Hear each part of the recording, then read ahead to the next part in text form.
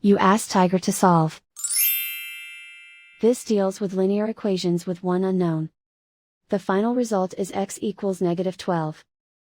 Let's solve it step by step. Simplify the expression.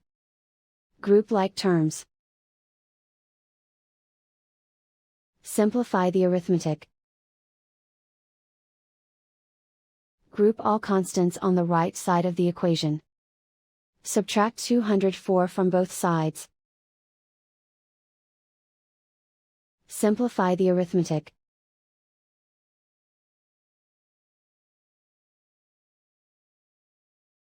Isolate the x. Divide both sides by 2.